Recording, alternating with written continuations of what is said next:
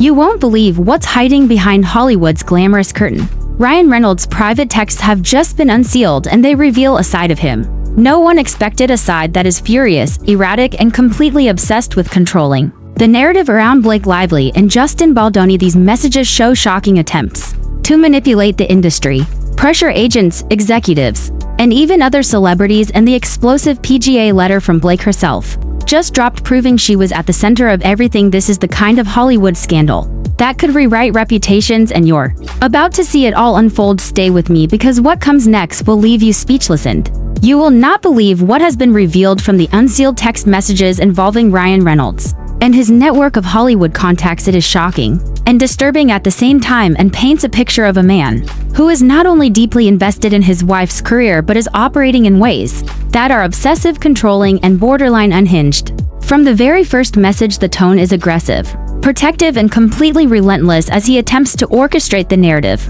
around the movie it ends with us, and to manage the fallout from every angle. Ryan reaches out to Liz Plank, co-host of Justin Baldoni's podcast Man Enough, someone who had worked closely with Justin for years and already had a front row seat to the dynamics on set.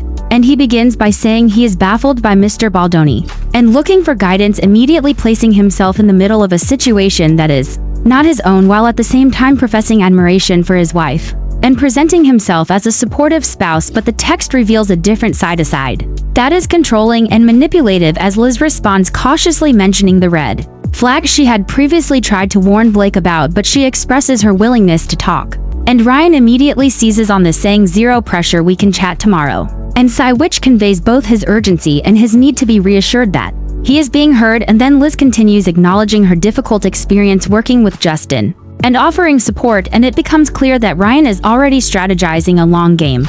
He is not merely concerned with resolving issues, he is meticulously planting seeds and building a network of allies to defend his wife and to undermine anyone who he perceives as a threat to her reputation. This behavior is compounded when he texts Josh Greenstein, an executive at Sony, the film's distributor, and engages in extensive praise before immediately criticizing Justin, labeling him with terms that are both elaborate and biting. Ryan uses phrases that convey frustration and incredulity, comparing Justin's behavior to a series of absurd and grotesque images, effectively painting him as a malicious and incompetent figure, while simultaneously offering himself as the solution and requesting ways to repay the favors and solidify alliances. Ryan is clearly operating on multiple levels, building relationships while coordinating attacks, and he does not stop there. He communicates with Patrick Whitell, an executive at WME, the agency representing Ryan, Blake, and Justin, requesting introductions and strategizing ways to pressure Justin to write apologies and take responsibility for perceived wrongs. And in these communications,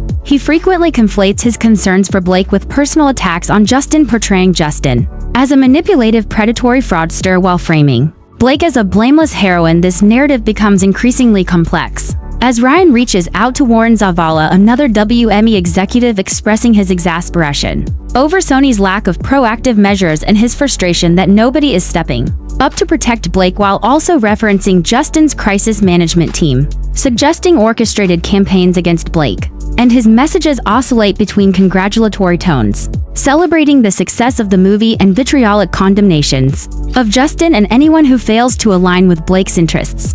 This is evident in his extensive messages to Colleen Hoover, where he lavishly praises her accomplishments in promoting the film, while simultaneously directing attention to Justin and Jamie and urging them to make public statements taking responsibility for the backlash, which Ryan interprets as orchestrated and malicious. The messages demonstrate a pattern of relentless pressure and strategic manipulation, attempting to co-opt colleagues and industry figures into a coordinated defense of Blake while discrediting Justin and framing the situation in a way that serves their interests. The text messages reflect a deep obsession with narrative control as Ryan becomes increasingly erratic, expressing frustration at perceived slights and lack of accountability, and proposing extensive drafts of statements that never materialize. The language he uses is hyperbolic, dramatic, and meticulous, often reading more like a manifesto than casual correspondence, and it becomes clear that he is attempting to manufacture both perception and reality around his wife's public image. The messages show him reaching out to multiple executives simultaneously, including Patrick Whitell, Warren Zavala, Josh Greenstein, and others, orchestrating a complex web of communications to ensure that every possible avenue is covered.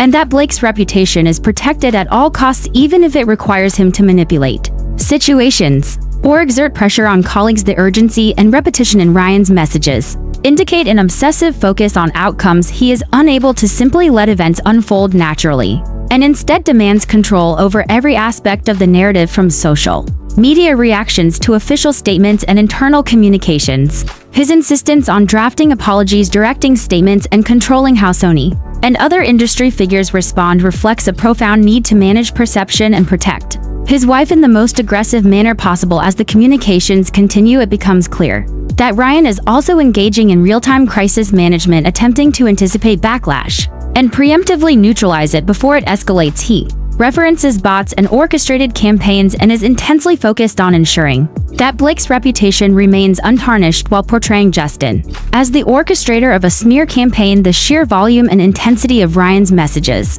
demonstrate a man consumed by both loyalty and obsession, unable to separate his personal emotions from professional maneuvering, and this pattern of behavior escalates over time, with messages spanning from April 2023, well before shooting began, to the period surrounding the movie's premiere in August 2024, and throughout this time, he continues to reach out to various industry players seeking support, collaboration, and intervention in ways that suggest both devotion and volatility. His communications with Colleen Hoover reveal another layer in which he seeks to consolidate allies and ensure that Blake's contributions are recognized and rewarded, while also attempting to intimidate or discredit anyone who does not align with their narrative. The language Ryan uses vacillates between effusive praise and aggressive condemnation, creating a dynamic that is both compelling and disturbing. He constantly reaffirms Blake's accomplishments while simultaneously outlining detailed strategies to force Justin and others to take responsibility for perceived failures and missteps in the marketing, production, and promotion of the film. And while some of these messages are framed as collaborative or solution-oriented, they are,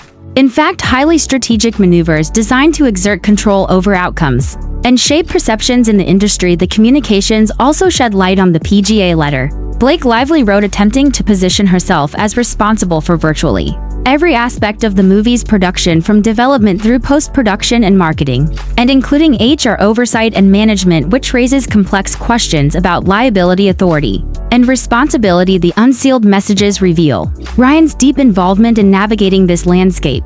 He is orchestrating interactions between colleagues, executives, and media contacts in ways that amplify Blake's agency while diminishing Justin's credibility, and every message is filled with long-winded explanations, justifications, and rationalizations that paint a picture of both a protective spouse and an aggressive strategist simultaneously. The texts also illustrate the interpersonal dynamics and pressures of working in Hollywood, where reputations are highly valued and the control of narratives can make or break careers. And Ryan's approach is aggressive, relentless, and unyielding, using extensive communication to maintain oversight, influence, and command over the evolving situation. This pattern is repeated across multiple channels and recipients, demonstrating a comprehensive effort to coordinate allies, discredit opponents, and ensure that Blake's role and contributions are recognized, while attempting to neutralize any negative publicity or perceived threats from colleagues. The unsealed communications paint a portrait of a man who is simultaneously supportive and controlling, strategic and obsessive, protective and manipulative, attempting to shape perception, reality, and outcomes with the precision and intensity of someone operating in high-stakes territory. And the combination of excessive messaging, emotional investment, and strategic maneuvering suggests a mindset deeply immersed in managing crisis perception and personal loyalty in a way that is unprecedented in the context of typical Hollywood professional communications. The scope of his efforts is staggering, reaching from casual conversations with former colleagues to structured correspondence with executives. At the highest levels, the urgency he communicates is palpable in every message, as he attempts to preempt and control events through extensive coordination and repeated insistence on action, while praising colleagues in ways that solidify alliances. The text messages reveal a consistent strategy to protect Blake's reputation by pressuring multiple parties, including agents, executives, colleagues, and public figures, while simultaneously casting Justin as the instigator of controversy. The repeated focus on apology letters, statements, and public communications shows a keen understanding of how narratives are constructed in Hollywood, and an unyielding determination to control both perception and outcome. This relentless pursuit of influence extends to social media monitoring and anticipation of online reactions, with Ryan frequently referencing orchestrated campaigns and the potential for negative narratives to spread. The communications demonstrate a complex interplay of professional and personal interests, where loyalty, devotion, and obsession converge in ways that are dramatic and unsettling. And through it all, Ryan's tone alternates between exuberant celebration of success and meticulous critique of others, creating a tension that is both captivating and unnerving. The messages further illustrate the intersection of personal relationships and professional responsibilities in high-profile entertainment projects, where the stakes are not only financial and reputational, but also deeply intertwined with personal identity and social perception. As Ryan navigates this landscape, he exhibits both strategic brilliance in managing allies and unsettling intensity in his relentless pursuit of control over every aspect of the narrative, from production decisions to public statements and media coverage, revealing a side of Hollywood crisis management that is rarely visible to the public, and demonstrating how unsealed communications can radically reshape our understanding of personalities, motives, and strategies behind highly publicized projects. This intricate web of messaging, coordination, and influence underscores the complexity of celebrity interactions and the stakes involved in maintaining reputations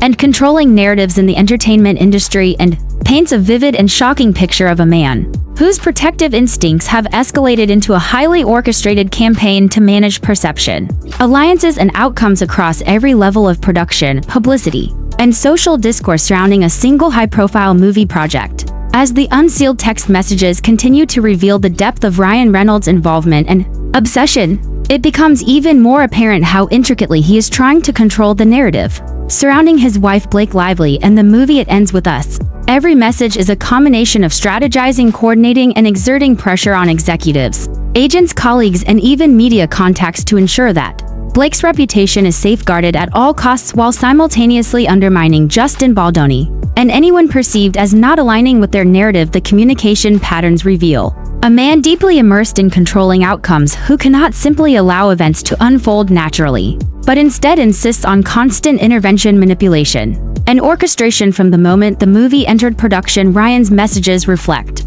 a meticulous and obsessive monitoring of every aspect of the process, including production decisions, marketing strategies, and social media responses. He reaches out to Liz Plank multiple times, offering guidance, requesting updates, and interpreting her insights through a lens that emphasizes threats to Blake's image, while simultaneously instructing her on how to handle or report situations that could affect public perception. The messages to executives such as Josh Greenstein and Patrick Whitell are filled with elaborate praise, followed by extensive criticism of Justin and other figures. Ryan's style is highly calculated, using hyperbolic language and dramatic metaphors to frame his concerns while positioning himself as the solution provider and protector. The communications are multi-layered, with Ryan repeatedly drafting potential statements he wants Justin and Jamie to release that take full responsibility for any backlash or perceived missteps in the promotion of the film, while simultaneously elevating Blake's contributions and protecting her from scrutiny. He pressures Warren Zavala at WME and other agency contacts to ensure that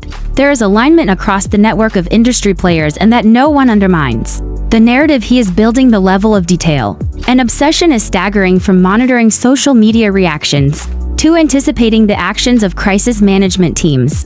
Ryan attempts to preemptively neutralize negative publicity and direct attention toward his wife's achievements and the success of the film. His messages oscillate between celebration and vitriol. At times, he congratulates Colleen Hoover and other collaborators lavishly on their success and contribution to the project, while simultaneously lambasting Justin for perceived failings and insisting that public statements be issued to reflect full accountability. The messages reveal a relentless focus on control and influence as Ryan continues to coordinate timing and content of statements with Sony executives, agency representatives, and colleagues. He discusses the need for a cohesive approach to ensure that every public-facing communication aligns with his goals, and frames Blake as blameless while portraying Justin as the instigator of controversy. The intensity of Ryan's communications grows as the premiere approaches and the backlash against Blake begins to mount. He expresses frustration that no one is willing to step forward and defend her, and repeatedly emphasizes that the responsibility lies with Justin, Jamie,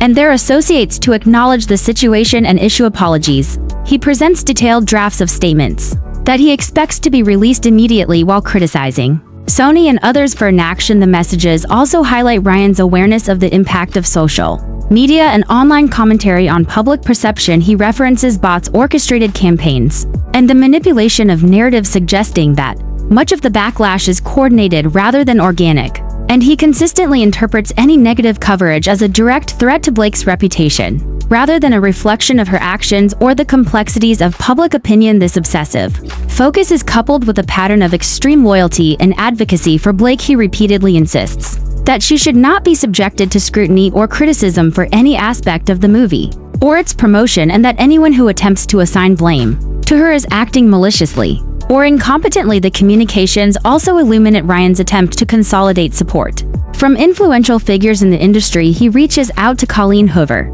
with effusive praise and extensive messages reinforcing her importance to the project and subtly encouraging her to align publicly with Blake's interests, while denigrating Justin and others who he perceives as obstacles to his goals. The messages suggest an intense focus on narrative framing. He constantly analyzes how each statement, interview, or social media post could influence public perception, and attempts to orchestrate coordinated responses from multiple parties to ensure that the story aligns with his preferred interpretation. At the same time, the texts reveal a high degree of emotional investment, frustration, and volatility. Ryan oscillates between jubilant celebration of the film's success and harsh condemnation of perceived failures or inaction by executives, agents, or colleagues, and this creates a dynamic that is both dramatic and tense for the reader. The communications reflect the pressures of Hollywood, where reputation, influence, and perception are paramount, and where personal relationships often intersect with professional responsibilities. Ryan's messages highlight how these pressures manifest in obsessive monitoring, extensive coordination, and the attempt to shape every possible outcome.